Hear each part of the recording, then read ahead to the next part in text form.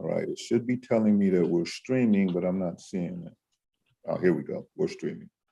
All right, everybody. Welcome to Monday. Let's get our week started. I'm sitting in for Justin today. He's got some other business matters that he's attending to. So we're going to try to make it some kind of interesting for you guys. Looks like I have a couple of folks coming in. Jason's here, LaShonda's here. Looks like Mr. Corey Wright is here, Sandra is here. Thank you guys for tuning in, appreciate it. So I will show you real quick. Let me share screens. Wait, let me pull it up first so I can have it ready for you.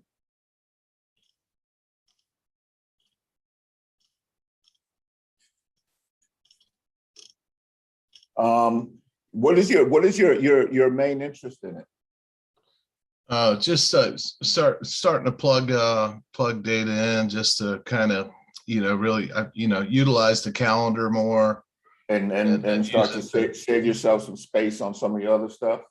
Yeah, because I'm just getting up there where I'm almost full, and I'm getting ready to upgrade to more memory, and I don't know to something else.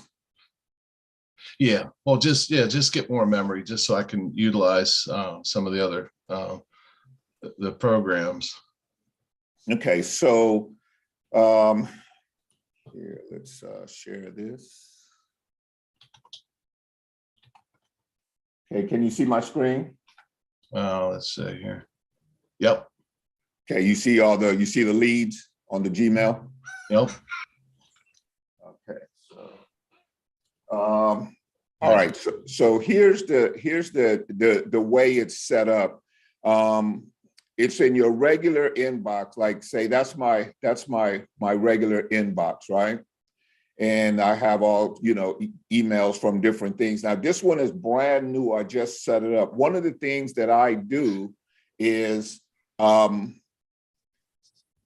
specialize in what is called special needs housing. So I'm currently in markets where ideally they have VAs and universities at the same time. The nearest one to me, obviously, is Iowa City, because we have University of Iowa and everything else is right there in Iowa City, right?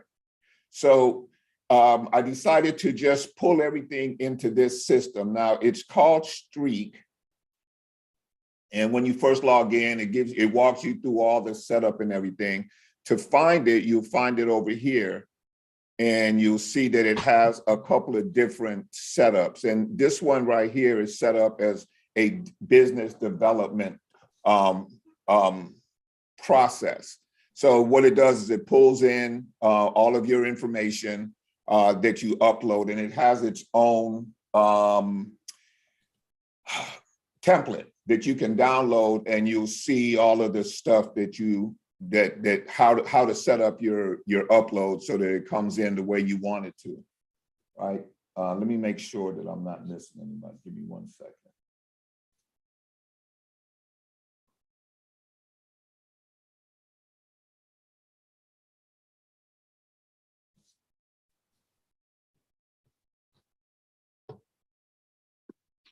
Victor, are we supposed to be seeing some on your screen? Yeah, you're not seeing it? I see look like a top of a letter or something. 40 Cortland something. Okay, let me see if I can change that, because you're supposed to. It looks like it's in Word. You're on the Word screen. Oh, okay. I see what happened. All right. What I can do is I'll just put this back over there. Can you see it now? Yep. Okay, so that's the system, right? So when you set it up, what you're going to do is you're going to import all of your stuff, and then it'll set it up in a cycle, and you can actually take it through a process.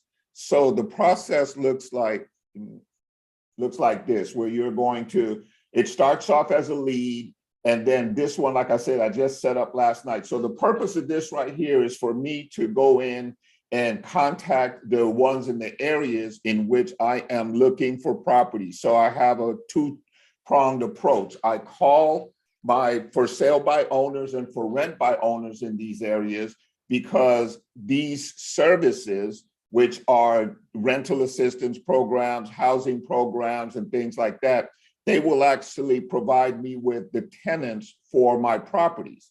So it works out pretty good.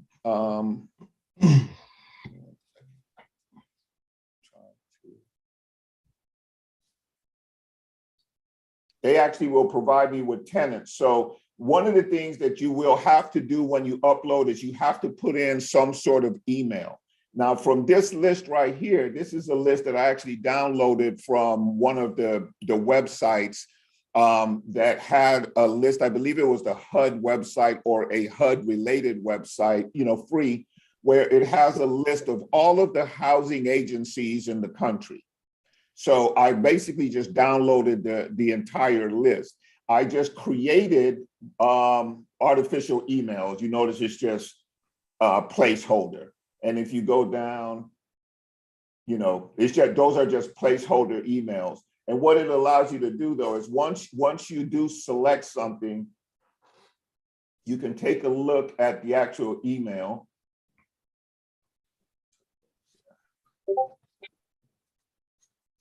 Hey, Victor, did you create those headings where it says lead, contacted, negotiating? Did you create those? No, it actually comes in Street.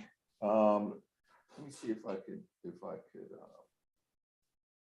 actually see if I can pull up Street just by itself without.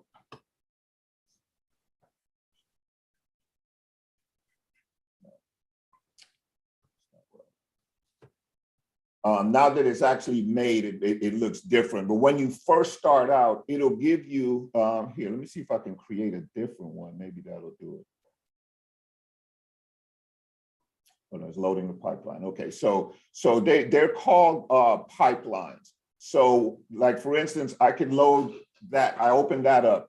And this is a sales pipeline. So let's say you wanted to do a sales pipeline. This would be the steps, and you can change and add to these steps. So let's say you have a process where you get a lead.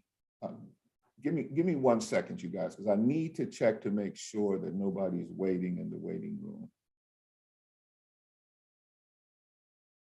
Sometimes I can't see it from here. Okay. So you can actually create whatever one of these you want. So let's say that right now you're doing some lease option stuff, right? So it starts off as a lead.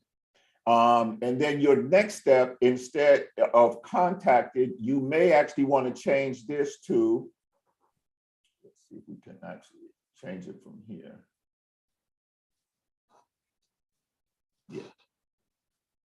So let's say your next step, you wanted to put text sent, right? And then from here, you can put, what's the next step after you send your text? You guys can help me build it. Call back. Okay, so let's say called back. And you can make it however you want. You don't have to be clever. You can just say whatever you want to say. Okay. So is this kind of like a CRM? Yeah, it's a free CRM that's available to you with all your Gmail accounts. It's called Street. So if you have Gmail, and especially if you have Workspace, it's really good. And you can use the free version as long as you want to. The free version allows you to do quite a bit, or you can go and you can increase it. The great thing about it is, like Jason was just saying, is that he's running out of space on his in his hardware, in his storage. Right. On my free, yeah, my free is running out. So right, yeah, his free version free is running space, out. yeah.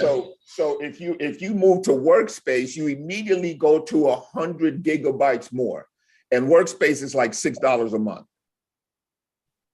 So 100 gigabytes is quite a bit, and you can pay a few more dollars than that, and you can get twice that much, 10 times that much. You can go up to as much as a terabyte or whatever on your storage space. And it makes it real good because you can when you talk about running your business from anywhere in the world, well, when's the last time you remember Google being down? So you're always able to get to all of your stuff, access, and it integrates with all of the different parts of your system, your Google Sheets, Google Workflow, your Google Docs, everything is integrated into the system. So you can even send out your signatures, you can create and store your contracts and everything right here within the system. But let's finish this up, and then we can talk some more. Okay, so let's say you called back, and then once you call back, let's say that they are,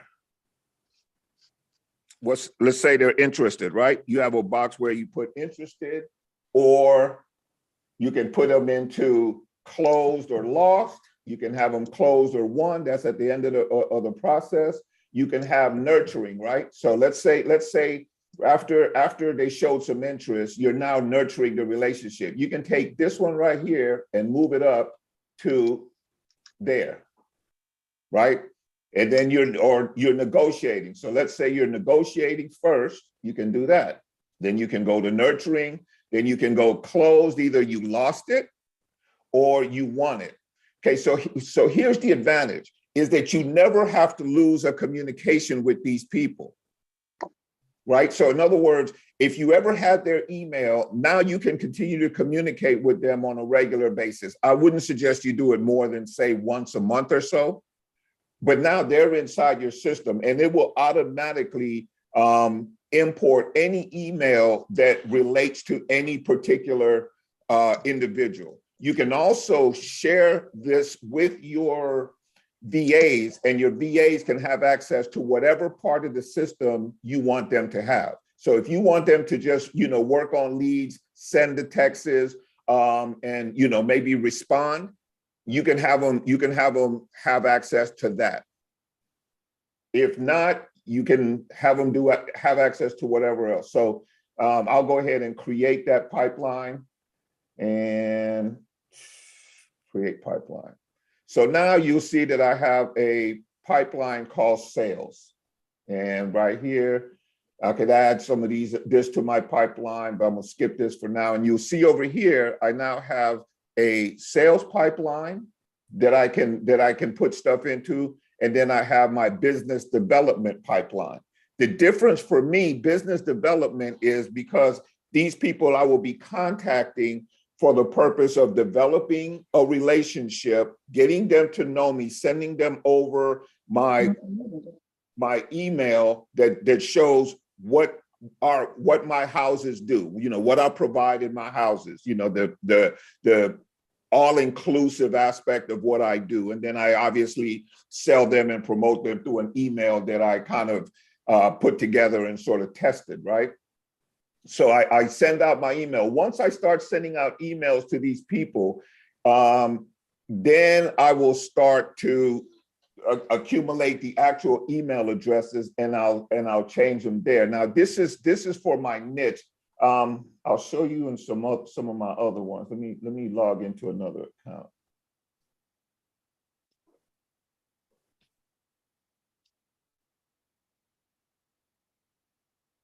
Mm-hmm.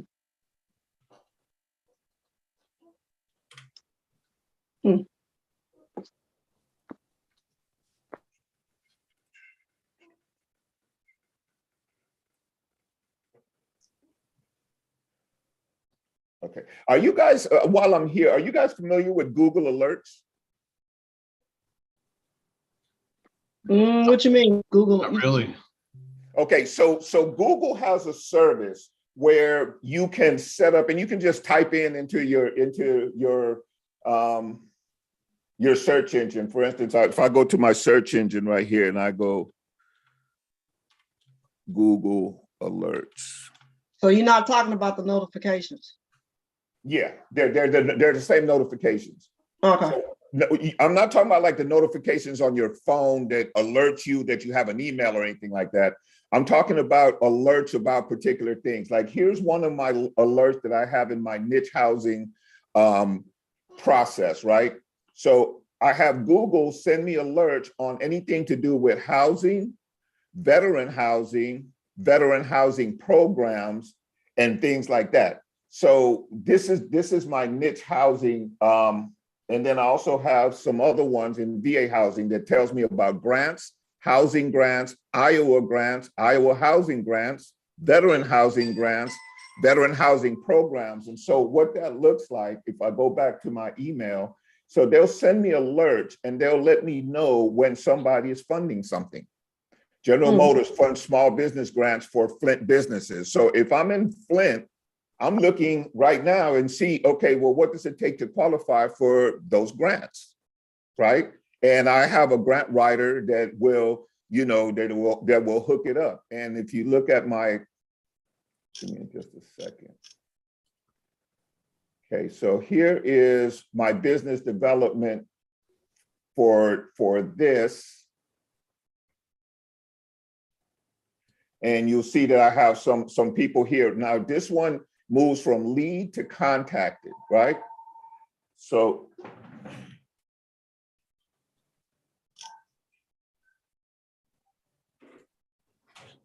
course it'll start ringing as soon as I get onto the, okay, so for instance, these right here, if you'll notice, all of these right here are leads from places that have VA facilities.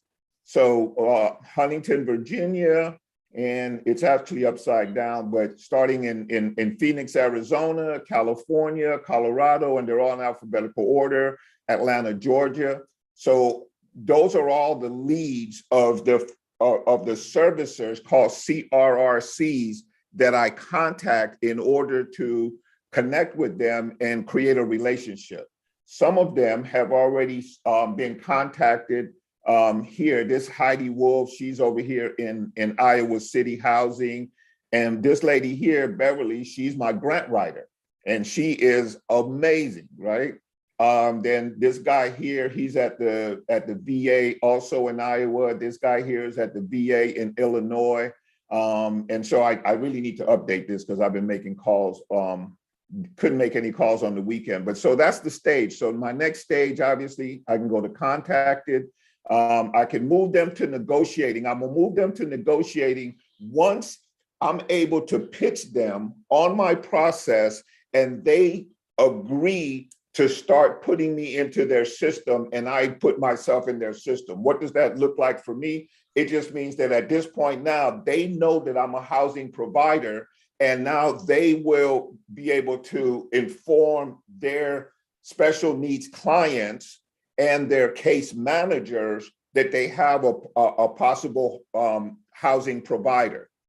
It doesn't matter if I actually have a house for them right now. What matters is that I start to build a list so that I can now go into these areas. I can start negotiating. Like right now, I have about 3 or 4 in process in Iowa City, because Iowa City, not only do they have a VA, but they also have the University of Iowa right there. And the system that I'm using is good for not just VA housing or housing authority type clients, but it's also great for student housing, right? So that's my process. And then I'll start negotiating. Then they'll give me some kind of approval and let me know that, okay, yeah, we can work with you. Or I may lose them. They say, yeah, we don't work that way or whatever. Now, whether or not I lose them in this process, it doesn't really matter, because I'm going to still advertise and I can still pull clients as long as they're willing. I'm willing to accept their vouchers and they come to me with a voucher. I can just go back to the housing authority and say, look, y'all need to put me on the list because this person wants to use a voucher, and then I'm automatically on the list. And then, or otherwise, we have an agreement, it's closed and won. I put them on a campaign now to continuously just forward them information to let them know what we're doing and to just kind of keep myself in front of them. Or I move them to the on hold and just kind of, touch base with them periodically. But that's what it looks like. And you can create all sorts of different funnels, and you can set them up however you want to. And then within the funnels, I didn't show you guys this. So they have all of these different boxes, and these boxes hold things like the name, what stage they're at, the contact and organizations that they belong to. And if there was any emails in here, it'll show data blast email. It'll show you a bunch of information. You can put in there deal size, this one, and all of these are pre-populated, but you can also change these as well. See, if I don't want deal size, I could change that to something else, right? Lead source is always a good one. Term start, that's something if you want to use, and then close date, you would keep that. And it'll give you certain other information like the amount of emails that you sent to these person, how many days they've been in a particular stage. You can add your notes. And here's where you would see the part where you would have your team. If you had a team, you could assign it to your team, right? So as I add my VAs on here, they'll be assigned, and then they'll be able to go in and, you know, do whatever it is that they need to do with any particular deal. And you can assign them individually or the entire process to one email client. Let me see if I can give you some more information on this. Victor, you can set up your email campaign. Yeah, you can set up an email campaign that goes out whenever you want it to. Okay. Within here. And to do that also, you can use Boomerang. So Boomerang is also free. It also comes in there. And if you guys can see this, manage scheduled messages, it'll give you some insights as to your emails. And what insights are is it'll tell you if they're being opened, how long they're being open, are people deleting them, it'll give you so much information. And you can do like email settings, which will you can use to set up when you're going to send out your emails and things of that nature. And that also comes free. That's just an add-on in Boomerang. Okay. In there. And then from this side, you can also see that you can see your calendar. Your calendar comes up. You can see your Google Keep, where if you want to keep your notes in there. You can do your tasks if you want to keep yourself on schedule, and you can do all of your contacts, and it'll store all the contacts that you're working with. So hold on, what was that? Oh, okay, so that's all my contacts. And it's pretty cool, actually. It's a cool little, free way to manage your system. And it'll also, if you have, let's say, Google Voice, right? And you're doing phone calls and stuff through your Google Voice, it'll track all of your phone calls and stuff, and it'll keep records of when you called and when's the last time you called and the length of the conversation. It'll give you a lot of information as to your calls. So yeah, so that's how that system kind of works, my friend. You got any questions? Yeah, it's just so you have a few different Gmail accounts. Is that just so you can compartmentalize a few different? Yeah, absolutely. That's Okay. exactly why. Okay, because I've got my pest control business, so of course that's separate. And then I have my personal and. Yeah, So and if I was you, I would separate them, and then you can build pipelines for each one of your processes. Okay. Right. Rather than have them, but even if you had them all together, like in your main email, you could still segment them, because if you set up Streak, it'll actually grab all the emails that are related to a particular thing and put them in one box. Okay, cool. So if you want to go that way, you can do that too. There's a couple of other different CRMs that are within the workspace family.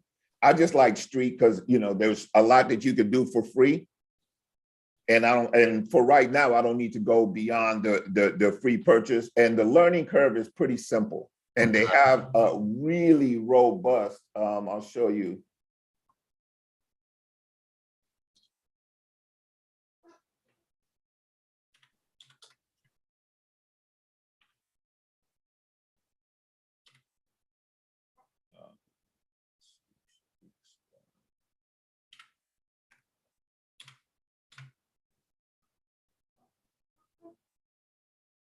So they have a really robust training platform. Like they have a bunch. Pipelines allow you to track information through a process. In this video, Yeah. They have a grip. So you can definitely learn how to use Streak like pretty easily. They got all the training you could possibly All right, killer. Hey, so the other thing, while it's still on my head, if you don't mind, is so when you're using REI Reply, what do you do with do you move any of those leads over to this to help you keep up with any of those, or? Yeah, as soon as I do it, as soon as I email them, they move over to this. Okay. Yeah, as soon as I email them, I'll because as soon as I email them, a copy of that email, obviously I'll be emailing them through one of my email boxes, right? Or one of my email services. Yeah. Or addresses. So as soon as I email them, then there's going to be an email in the system, and then I move over to Streak and I start tracking it from there. All right, cool. All right, thank you. So as soon as you send them one email, then it's going to be real easy because Streak will just import it. Okay. Yeah. So if you have them on the line up until then, they stay in REI Reply though, because I can do a lot of stuff in REI Reply that I can't do here, like the texting and all of that. So they don't really come over here until I'm in a email conversation with them. Okay. Right. That's when they get to move over here, and then I start tracking them from here. And this is more of a long term, I can schedule emails to go out a month in advance, and I could also keep them on the REI Reply campaign if I want to.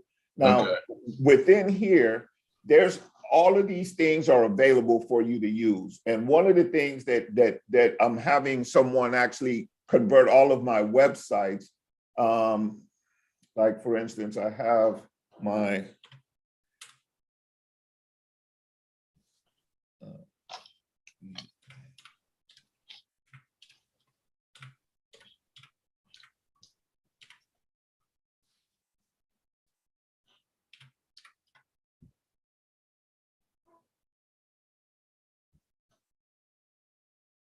okay, so this is one of my websites, right?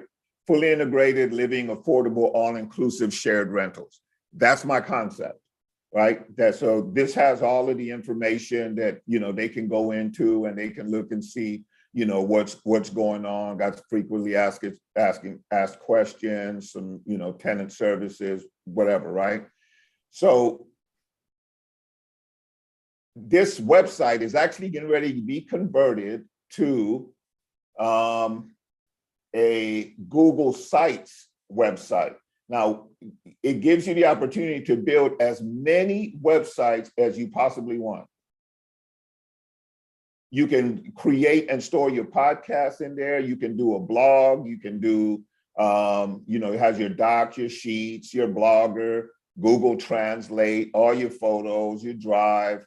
Everything that you could possibly want to run your business is within this. Google Slides, which is the same as your PowerPoint slides, Google Hangouts if it's connected, everything.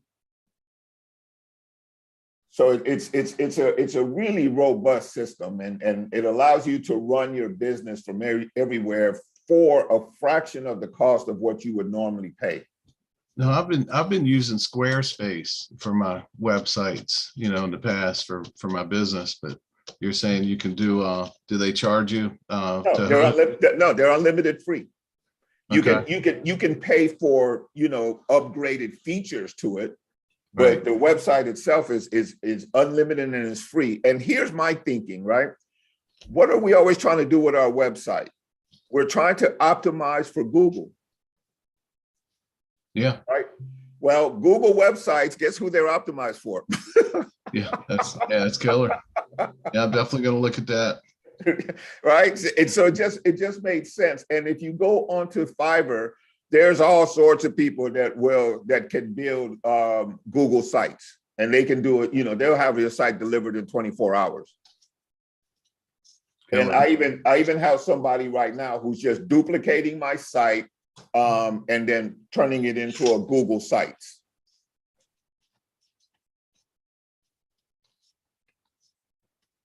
So it'll be all integrated into one service. And you can open up as many different ones and work them at the same time. Like you said, this one is my niche housing, which is the one I use for dealing with the housing agencies. And all of these are housing agencies. This is my VA. These are all VA services, which is called like a VA VASH. This is all VA services, and these are all the VA locations nationwide, right? And then I have other accounts, my regular accounts that I use for different things. I even have one that's called VIX subscriptions, where everything that has a subscription to it, all the emails go in there. That way I know when I owe money or when my dates are, or if anything changes or whatever. So I've created one where just all the subscriptions go into VIX subscriptions. And I manage them, also through a streak process. Needless to say, only has like due, paid, whatever. You mean like even all your apps and stuff, you track all those? Like your monthly? Okay. Yeah, through one email. I just created an email called VIX subscriptions. Right, pretty easy. And I just make sure that everything that I subscribe to, I go in and I change the email address for billing and everything to VIX subscriptions. Okay. They all go into one email called VIX subscriptions. Yeah, pretty easy. Victor, I have a question. So you said that you're targeting specialty homes, right? Is that something you're just doing for good, or what?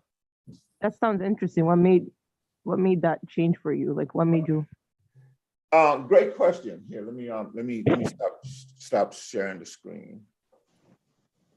Okay. Yeah. Okay. So a little while back, I started thinking to myself, and thanks for asking that question, Sandra, but I started thinking to myself, okay, what do I really want out of this process? And I noticed that it's really getting real difficult to get people to give you the price you need to turn these properties over. There's a whole lot more competition. And at the end of the day, I was ending up with a check to which I just had to give a big old chunk of to Uncle Sam when the time came for me to have to pay my taxes. So out of a $5,000 check that I received, I was having to give up a whole bunch of it. But here was the most important part. At the end of that check, I was unemployed again. And I started noticing, for me, I'm a little longer in the tooth. I can't just be churning cash, because then that just depends on me working and working and working and working and working until I fall out dead. And that just didn't seem attractive to me. So in thinking the process through and working my way back, I realized that I needed to find something, one, that would fund itself, and two, that would actually allow me to build equity at the same time. So I found this, and it's out there, this course that I found. It was by Bill Ian. No, I forget what his name is. It'll come to me. I'll let you guys know. But anyway, so I found this course, and he started talking about special needs housing. And just like everything else that you create in your life, right? You start thinking about it, stuff starts showing up. So this actually just showed up, and I started reviewing the course. And so I knew that I wanted also to do something where I have this sort of motto that I work from: doing well while doing good. And I knew that I wanted to do something more than just churn cash.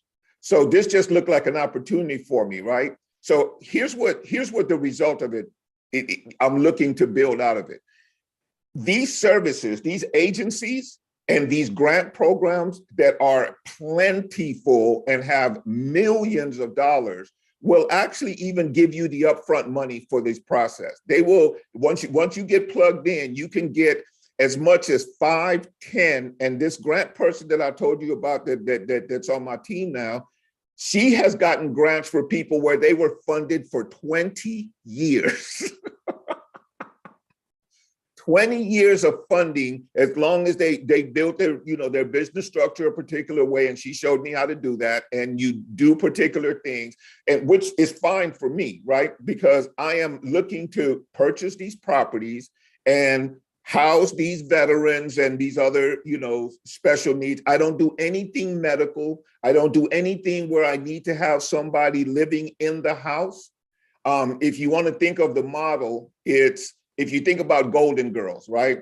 Where all these women were capable and they weren't needy or anything like that, but they understood that they, not only did they have the companionship, but they also reduced their expenses and were able to live better lives because now they didn't have all of the living expenses coming out of their pockets. So that's more of the environment that I'm looking to create within the houses. So I know I'm kind of all over the place, but hopefully I'll be able to pull this all together for you. So not only will they provide the money up front for many of these deals, but then they provide you with the opportunity and the place to start advertising and bringing in clients. You get to interview all of the clients and figure out what their needs are going to be, what their personalities are, et cetera, et cetera. Decide whether you want to put men and women together, or you want to have a house be all men. You can decide whether or not you want to use a room per person, or depending on certain programs, you can actually have 2 people to a room. So here's what it turns out to.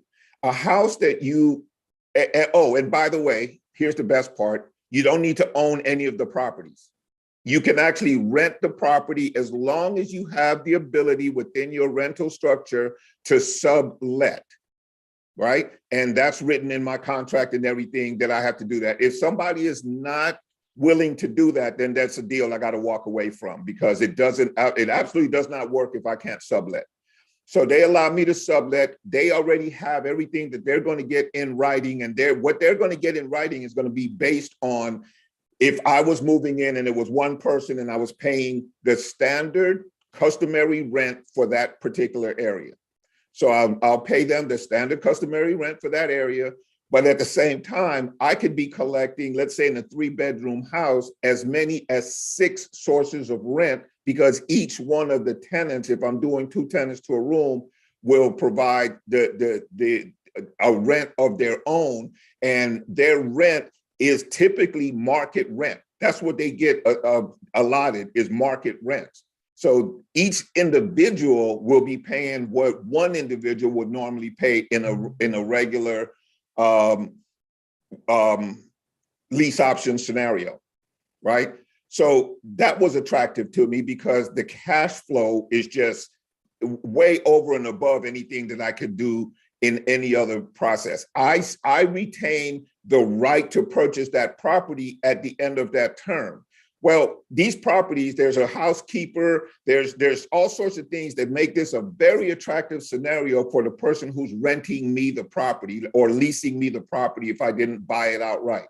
So they're leasing me the property. At the end of that lease, assuming that everything else in their life is on track and that they have been receiving this check on the 2nd of every month, like clockwork, and their place is pristine, immaculately well kept, with all of the landscaping, the cleaning, the repair, everything like that is continuously done, right?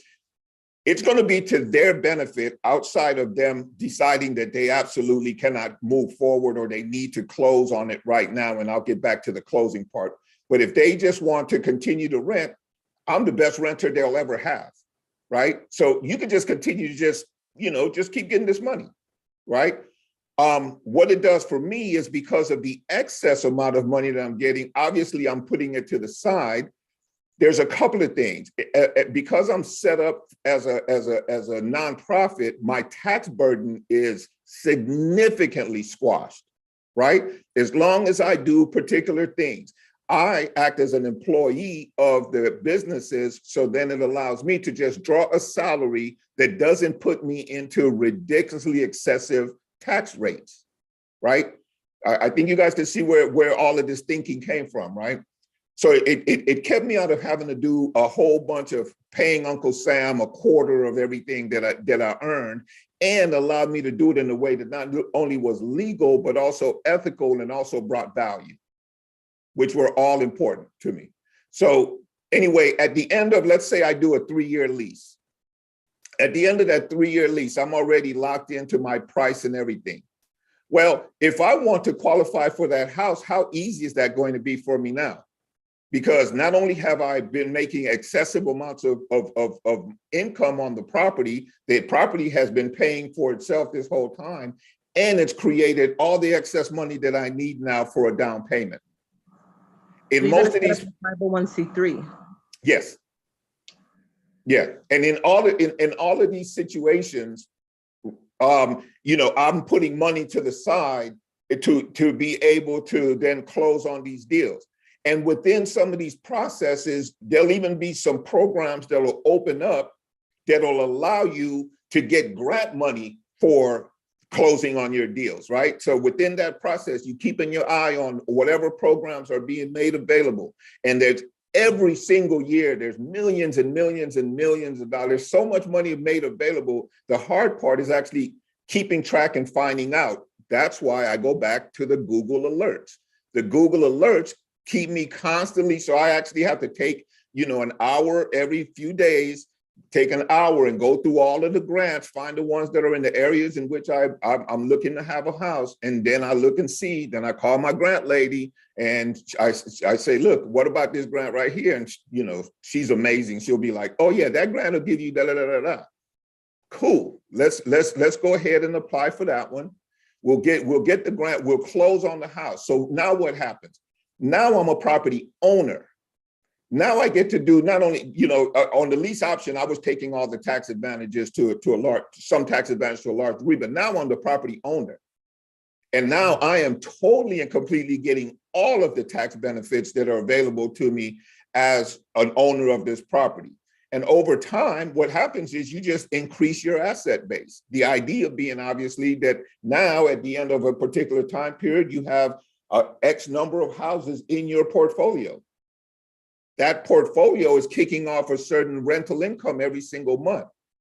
You're an employee of the corporation, it's paying you every single month, and it's paying you, an amount that because you're driving a company car. You're using company assets, so you don't have to draw as much income, right? You draw $60,000 a year, you're doing fine because you don't have the expenses. The house you live in, if you want to, you can live separately, or you can have it be, let's say that it's a house with a back house. You can rent the entire front house and live in the back house. So those are some options that I wanted to open up for myself. And it's coming together. It's I'm starting to create relationships. I'm calling the VA. The VA is like, they're super excited about the whole concept. And, they're putting me onto their register. They're letting me know where I need to put my signs, where I need to, put in my information to be able to attract the tenants. And then they'll basically just, cut the check. Just let me know, I'll let them know what account I want that check to go into. And that's the process. So my goal is by the end of, 3 years, which is when I plan on actually leaving the States and, moving to one of 3 places, Portugal being at the top of the list, and retiring. Yeah, I don't see myself retiring, but at least living where I want to live, doing what I want to do. That's my 3-year goal. So by that time, I hope to be at least having, 20 of these houses kicking off in excess of, $3,000 or so per month each. And, I'm good. So did that answer your question, where it came from, how the concept came about? Yeah, it actually just reminded me of, there was this lease option that I tried to close on sometime last year, and I end up getting a call on it where somebody wanted to see if they can turn that property into a sober living house. Yeah. So. Yeah. Yes. Yeah. And those are great too, except that they are very management intensive. And so I chose, and you can choose whether, how you want to do this, but you can choose to go into whatever level of care you want your clients to have. Now, the more care they have, then the bigger the checks, because the same guy, like, let's say that I'm getting, let's say $900 per room, right? The the guy who's doing sober living or residential assisted living, they're probably getting twice or more than that per room. But they also have expenses, like they have to have a live-in person. They have to have certain, care that they have to attend to. And it's a management, to say management headache, I say management headache because I'm not really big on the whole, employee thing, because people get sick, people get attitude, people get, you've worked places and, it can just become a real hornet's nest. And I find that my personality just doesn't correspond with that sort of, that sort of thing. It didn't appeal to me to have to manage people. And so I look for the path of least resistance while still producing the result I wanted to produce, which is to help people, to support veterans in getting into homes and things of that nature. That's pretty cool. Yeah, I'm excited about it. It's moving forward. And you guys saw, I've been doing a lot of work gathering a whole bunch of data. All that stuff you saw in the streak, that was all like, research and going through the websites and finding all the information. And so now they're on a call list. Most of these are actually now in my REI reply for calling, because I call through there because obviously it's the cheapest way to call. Or I just call them on my cell phone and, I start gathering all the information that I can and, start to build the relationships. So I'm starting right here in my local area. When I say local, Iowa City is about an hour and 20 minutes drive from me, but, that's pretty easy. And the home that I'm in right now, I'm actually converting that to, it's going to end up being a 5-bedroom special needs housing complex when I'm done with it, because I'm not going to stay, but I want to turn it into a cash flowing asset. And I'm already the owner, or the owner of record. So all that does is give me a bunch of tax advantages and things of that nature. So I guess my real message to you guys, right, is that as you're doing this business, you're doing a whole bunch of work. You want to think about not just churning, because the one drawback of doing one-off deals is that at the end of that deal, you're back to unemployment. And you're back to unemployment with a tab owed to Uncle Sam on every single deal, right? And if you're avoiding paying Uncle Sam, well, now, you're just sort of walking around with this sort of anxiety about what if, right? And trust me, I did that for years, for years, right? And it just became just another burden that I'm over it, right? I just want to just chill, know that I'm a good citizen, that I'm operating in life on a particular frequency, and that things are showing up in my life because of the fact that I'm living in a particular frequency. So, I know it sounds sort of, woo-hoo or whatever, but, right now, as you guys know, I'm moving towards doing some life coaching and things of that nature in that arena. So in order for me to do that, I need to stabilize a support structure within the real estate business that I've been doing, that I know, that I love, and all of that, but that I found myself unable to just continue to do the whole damn churning thing. Like being unemployed every month. And then, if you have 3 or 4 months that aren't going good, which I had, at the end of last year, it's just like, man, there's no consistency, there's no stability, there's not that sense of, this is continuing to go on. I got mailbox money. So think of the real estate in terms of how can I structure my real estate business so that it moves towards being mailbox money, so that that every single month you're going to have some, and this is not the only way. For instance, if you are able to get into some of the real estate deals and you can act as the bank, carry back some financing, well, that works too, right? Where you are actually doing subject twos, where you're taking control of the property. Once you get a little bit of money, buy one and then sell it subject to. You moved yourself away from having to do the toilets and the repairs and doing all that. And you're still the last point of ownership for that property. If shit goes bad, go get your property back and do it all over again because you're the bank. The same way they would come and get it from you if things went bad with you, right? So that's another strategy that you can use. My point being, you guys, is I would encourage you to look at your real estate business in a way where you can start to build some assets, right? Don't stop, churning, one deal after another. Look at ways that you can actually position yourself to stay in the game, have some mailbox money, secure your future, and make all of this effort worthwhile.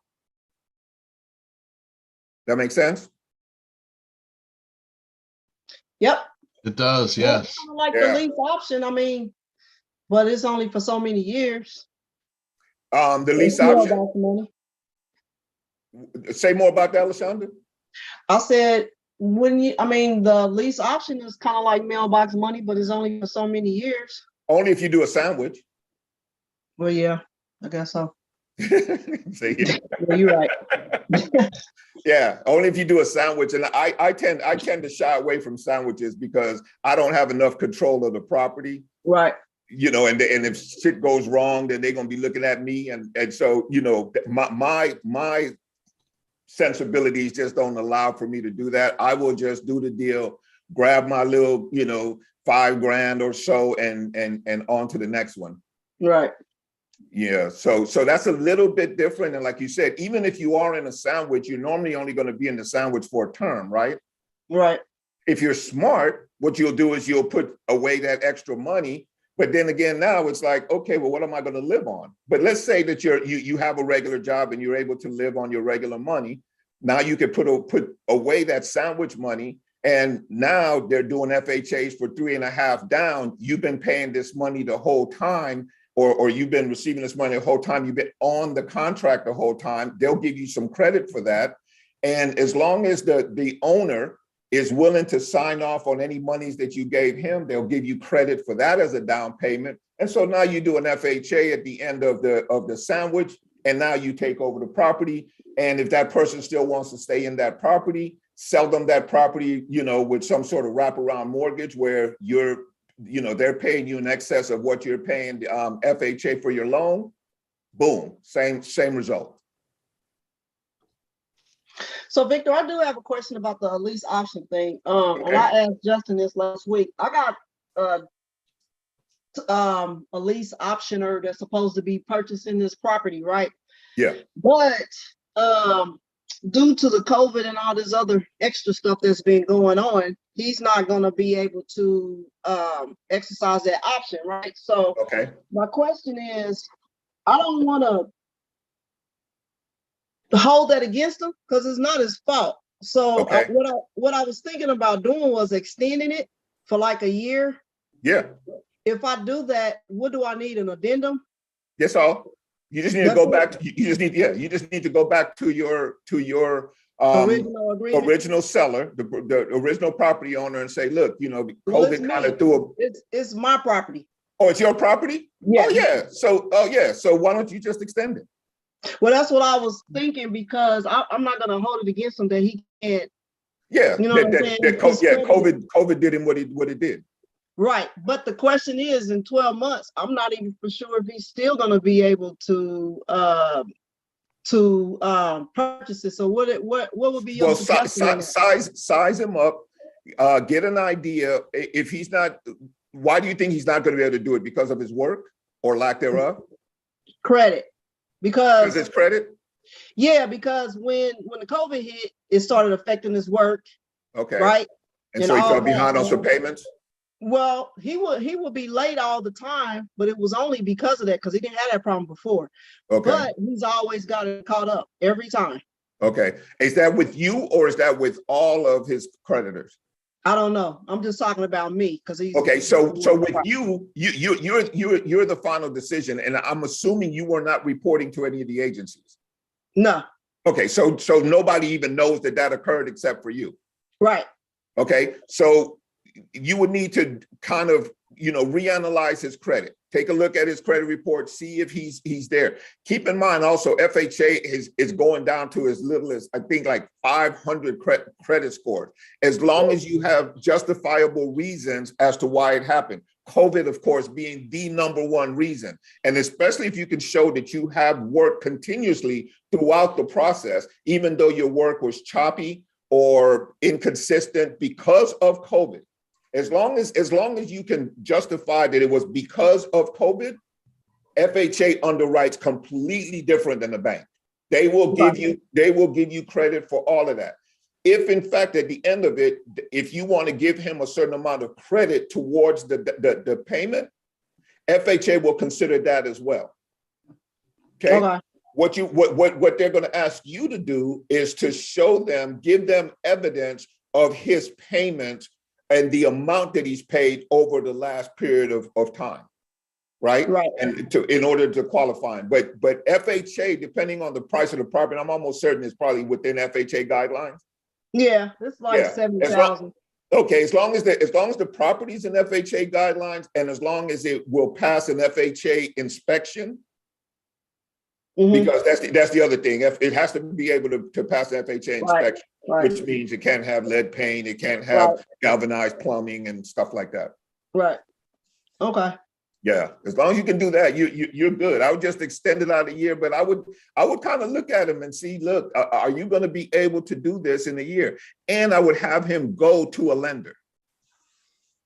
Yeah, because he's saying this is just a conversation we just had the other day, and he's just basically saying that his credit was messed up because of that. But in theory, I'm like, okay, well, the COVID really, honestly, the COVID has affected people for the last 2 years. But I was just only going to extend it, for a year. But then I'm like, I don't know what's going to happen after that. Like, yes. So what'll help you make your decision is to have him go to a lender and get a real snapshot of what it is that his credit looks like and a game plan for what it would take for him to qualify at the end of 12 months.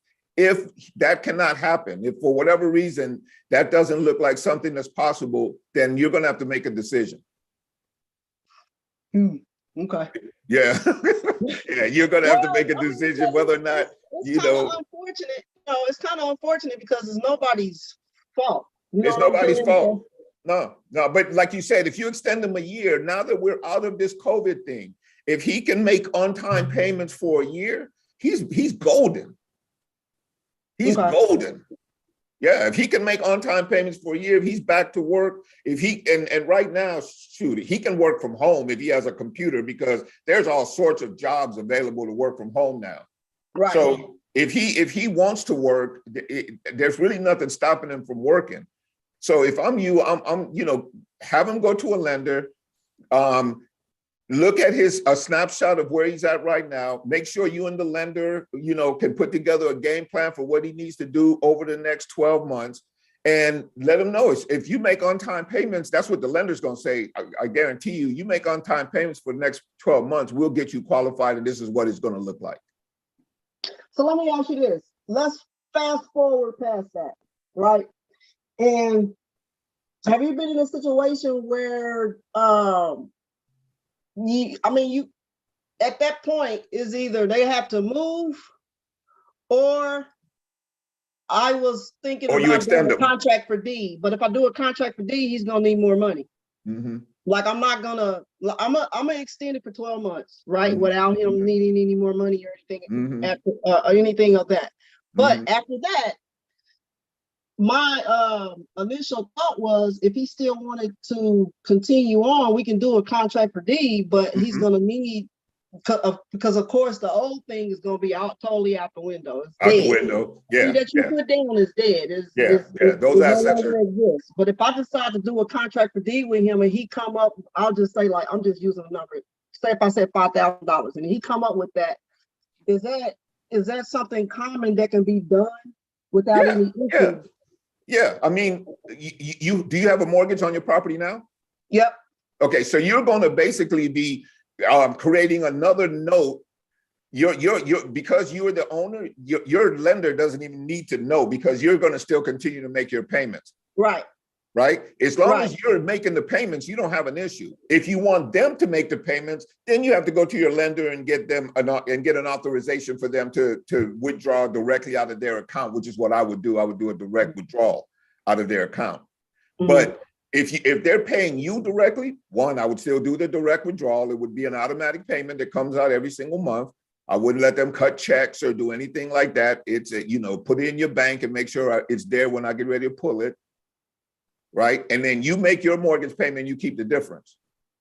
Yeah, I think my initial question is because I've heard people say that it becomes a problem like when they don't exercise their option and then you try to roll it over to something else. And I think it's probably because most people don't have the funds to do anything. That's right.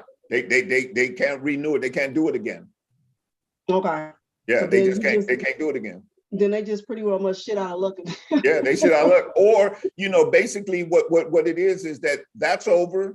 You keep everything that was paid up to that date, and now it becomes a month-to-month rental. Right. Okay.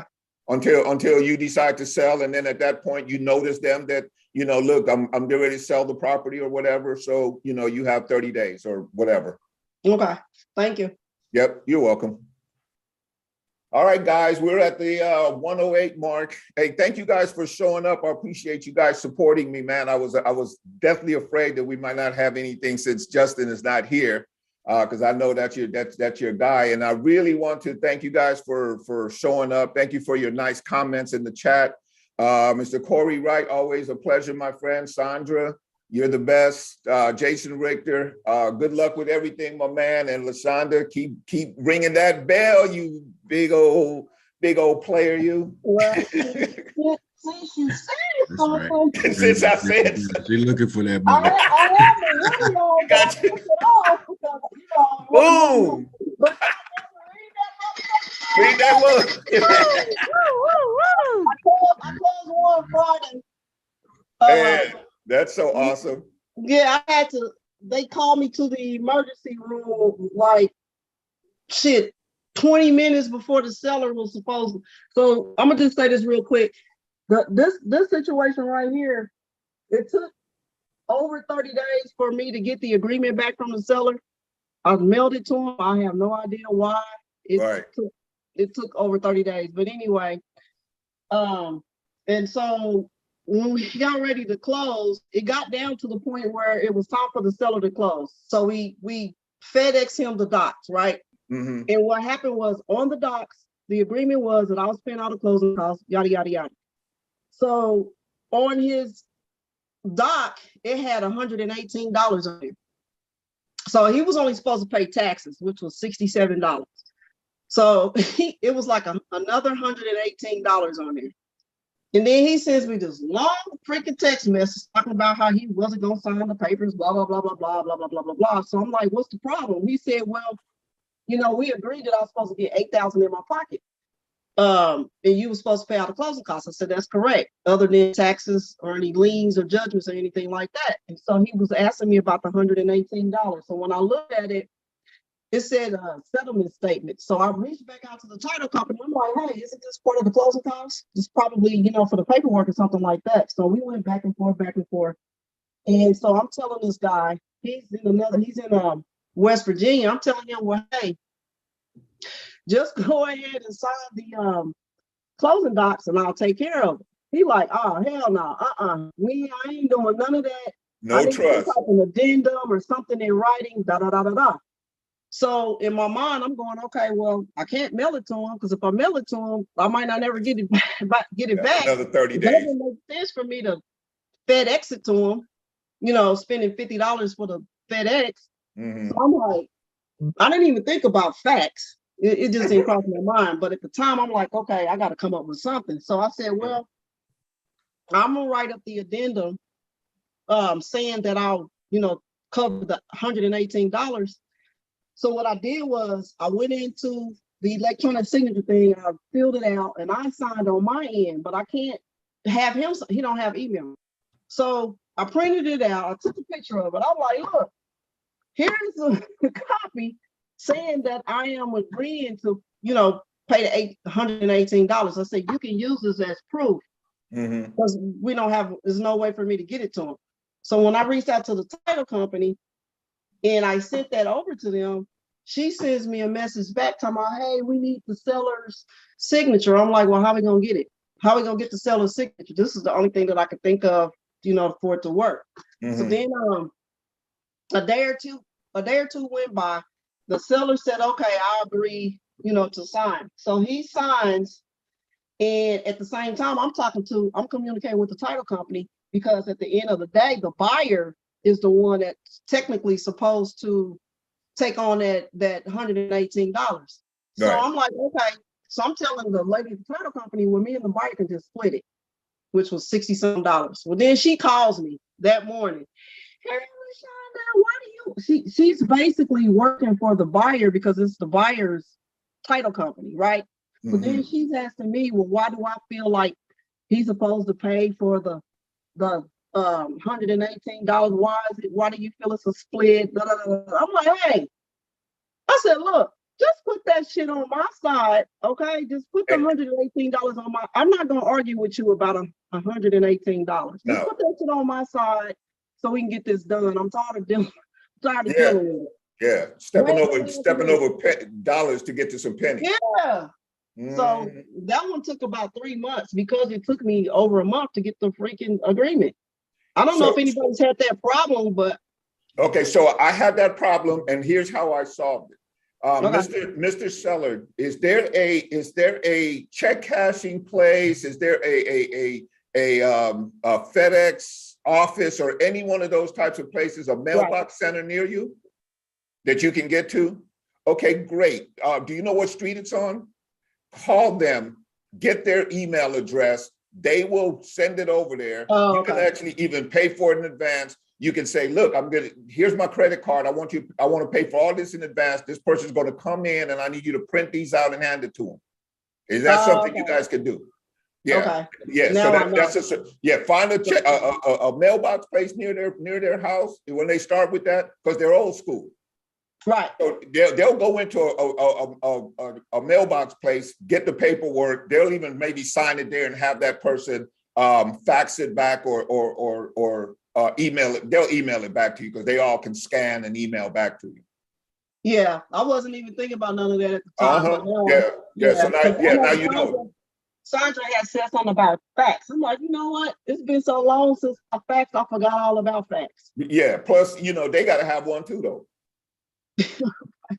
Yeah, they got to have one too. So if you send it to the post office box place, they'll have it. They'll take care of it. Okay. Thanks for the info. Now I'll keep that in my mind. Yep. Hey, Lashonda or Victor, both of y'all probably can help me with that because it kind of reminds me of a situation I'm in. I got like a seller who's interested in selling, but he says he owes some money on his taxes and he need to handle that first. And I was thinking to myself, well, shit, if I wanted to, if I found out how much it was and I agreed, can I say, hey, I'll take care of your taxes at closing off my end, not tell him that, but think that, you know what I mean? Can I have him send you the tax bill. Have him send me the tax bill. And then put the tax bill into escrow as a demand. Yeah, because if it's nothing crazy, they'll take it out of his proceeds. Yeah, they'll just take it out of his proceeds and send it off. They'll even prepare the check with whatever. If you give them the bill, they'll prepare the check to pay the bill. It won't be in his name or anything. They'll do it just like that. It's not a property tax though. It's a personal tax. I guess it may be property taxes for the. If it's property tax, it's got to be paid anyway. Yeah. Okay. He doesn't have a choice. I can tell him. Only thing I'm trying to make sure is, can I tell him hey, look, I'll take care of your taxes at closing. I would just, what I would say? I would first find out how much he owes. How much it is. And that's the first thing. And if there's any money if there's any money in there, like if you got it locked up for 10, right? And he owed 200 in taxes and he gonna get, you know what I'm saying? As long as it's enough money for him to get it in his pocket, you can just tell him, well, sir, you know, depending on how much it is, they'll just take it out of your proceeds. Yeah. Because what he's gonna try to do is he's gonna try to run down there and pay it, which is not gonna make sense if you're trying to buy it, because they're gonna take it out of that anyway. Yeah. Okay, that's Yeah, what I. yeah, if it's property That's how taxes, much it is. and if Okay, if it's personal tax, it's not going to affect your sale. If it's property tax, it's the only reason that why it would affect. And if it's personal tax and it's not going to affect your sale, then he'll just pay. He needs to pay it out the proceeds. It has nothing to do with your deal. Okay, cool. That's You what have I to was convince him of figuring. that. That's Yeah. what I figured. So I really don't even need to even. I just wanted to have something to say back to the seller, because he's kind of like using the excuse that, hey, I got to clear up these taxes on the property. It might be too much. He Yeah, might got. yeah, fine. He said something like 3,000. So and I was pretty much thinking, well, that'll come off your side, you know, anyway, once we close. But I wanted to make sure. So you're saying I can actually just tell him, hey, don't worry about it. It's gonna come off your proceeds anyway. But you gotta know how much it is first. You gotta know how much it is. It may not be enough. And It might not be he enough. sees the closing. If he sees the closing statement at the end and it's a much lower number than he expected, now he's you know, bitching and moaning, and your deal doesn't close. But shit, what if I tell him like, hell, you know, that was your taxes anyway. You had to pay him. At least you didn't have to pay him out of your pocket. Well, you're gonna be telling that, but you probably don't want to tell him that directly like that. He's gonna figure it out. Okay. But I would. The main thing is get the number and find out whether or not it's property or personal. Okay. Those are the first two things, and then the rest of it you massage it in. Well, look, you know, you're gonna have to take care of this anyway. It's gonna come out of your proceeds. This is part of what it would take to sell your property. If you go out and pay it yourself, and you basically going to be getting that money back as part of your proceeds. So why don't you just let us do it as part of this transaction? And, you know, you take your change and go about your business knowing that your slate is clean. Right. I'm gonna give him a call, man. I just wanted to make sure I had my thoughts together correctly. Yeah, you on track. All right, folks.